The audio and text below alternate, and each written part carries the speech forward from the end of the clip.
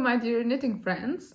My name is Calypso and I make videos about knitting mainly, and also some videos about traveling in Mexico and some other places.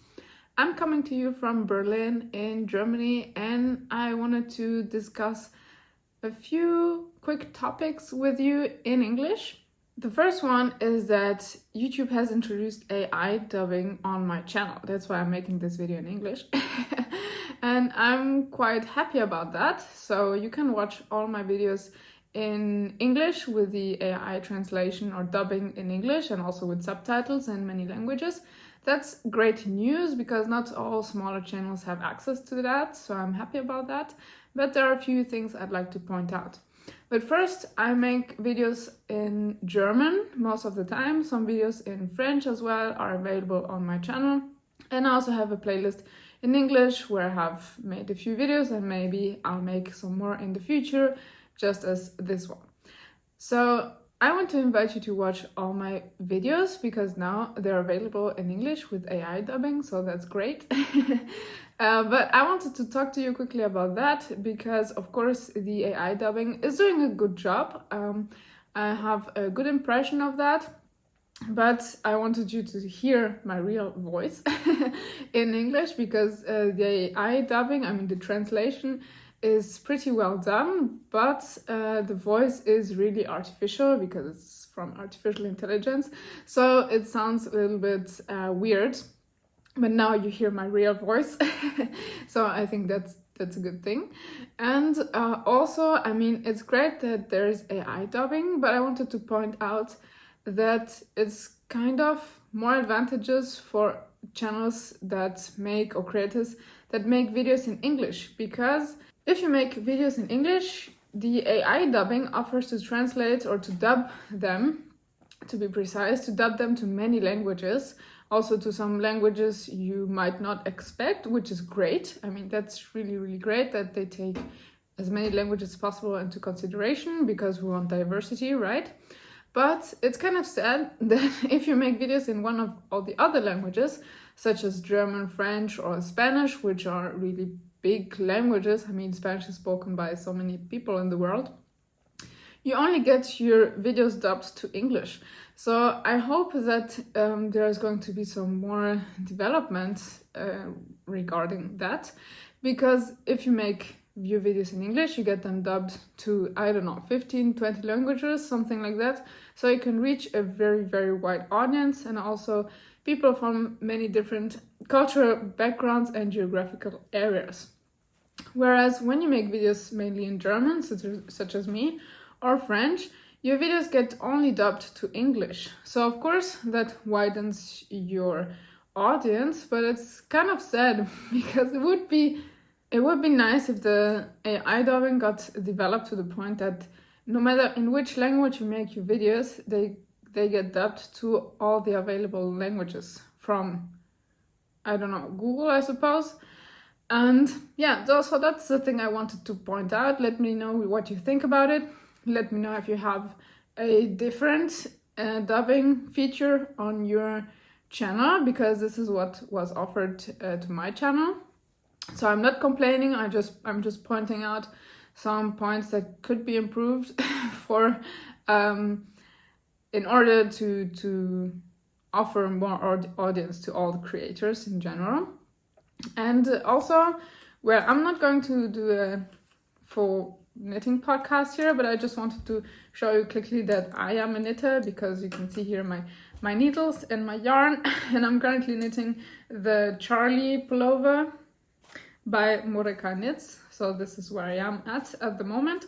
And I also make my own designs, such as the top that I'm wearing. I might insert a few pictures. This is the top cerise, and I also made other summer tops and other designs which are available on my Ravelry on my website. So this summer I'm planning to release 2 more tops. Maybe they will already be online when you watch this video. So the two new tops I'm releasing are the maracuya top and also the flower rain top, which is a top matching the flower rain cardigan that I released last year. So all my patterns, FYI, are all tech edited by a professional tech editor, graded also by a professional tech editor, and test knitted. So that's the quality control. I'm really committed to making high quality patterns. Yes, and the other thing I wanted to talk to you about is also that I have participated in a scientific research paper, which is about fair fashion, and I'm looking here because I have it open on my screen. It's available in open source. That's why I wanted to share it here with you so that you can read it if you're interested in that topic. So that's a paper that I did in collaboration with 1 or 2 universities were involved. At least 1 university was involved.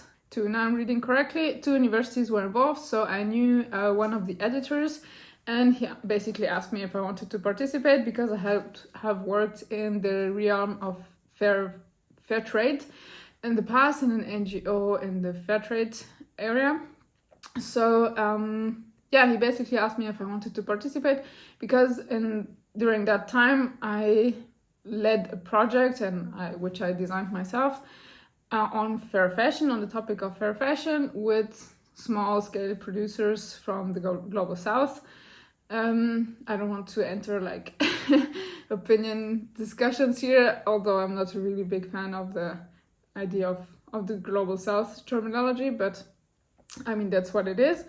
That's what we have. So the title of this publication, which is open source, so it's free for you to download online, and I leave you the link down in the box, in the info box, so that you can just click on it and read it, download it and read it for free. It's a PDF, and the articles are not very long, and it's written in a really comprehensive manner, so it's not a extremely complicated research paper. It's really accessible to anyone.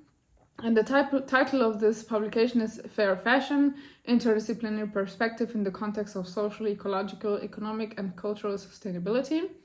So the article I have written, I must say I'm not super satisfied with the title, but in the end I didn't choose the title really. I could have maybe been more creative, but I mean, I have a full-time job and I wrote this on top of everything I'm doing anyways. So the title of the article I wrote is Approaching Fashion Differently and Insights from the Fair Trade Model. So because I've worked in an NGO in fair trade, I was kind of considered as a little bit of fair trade expertise for this article. And the aspect differently is that my abstract, or the proposal I made to participate in this scientific research paper, is that I wanted to have the point of view from a craftsman, from a craftswoman in my case, because I'm a knitter, because I do knitwear design, and because I know what it is to make clothes and garments by hand. So I wrote this article with some insight into fair trade, fair fashion, but with a really important aspect from a crafting. And I think that's a really interesting turn that not many have, not many researchers from their experience can bring or contribute in collaboration with the editor. So I wrote it basically and he did the fine-tuning. Fine-tuning is also a lot of work, don't get me wrong. And yeah, so you as craftspeople might be interested in that book because there are also in that publication, because there are also articles with the title, for example, Fair Trade and Fairness in the Artisan Sector, or Can Fair Trade Be Culturally Sustainable? A Fair Trade Approach to Craftsmanship, Technology and Sustainability. Yeah, so it's a really interesting publication, approximately 200 pages, I believe, but you can only read the articles that you find interesting, and most of them are approximately 10 to 20 pages long. Yeah, so I only wanted to share that with you and invite you to read this publication, which is open source online, and I'm reading the titles here from the PDF because, to be honest, I will receive the printed version, so there will be some printed versions, but it's mainly an online publication. and I'm waiting to have the physical thingy to actually read it. But I have looked into it a little bit, and it's a really interesting publication, and I find it could be enriching for you as a craftsperson, as a knitter.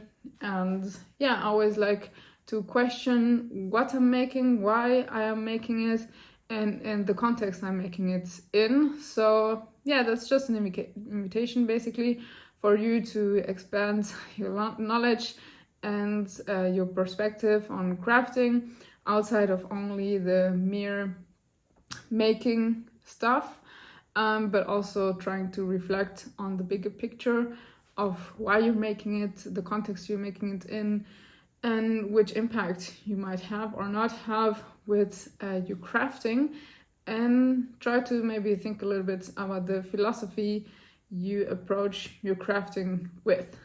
So basically that's all I wanted to say. And thank you very much for watching.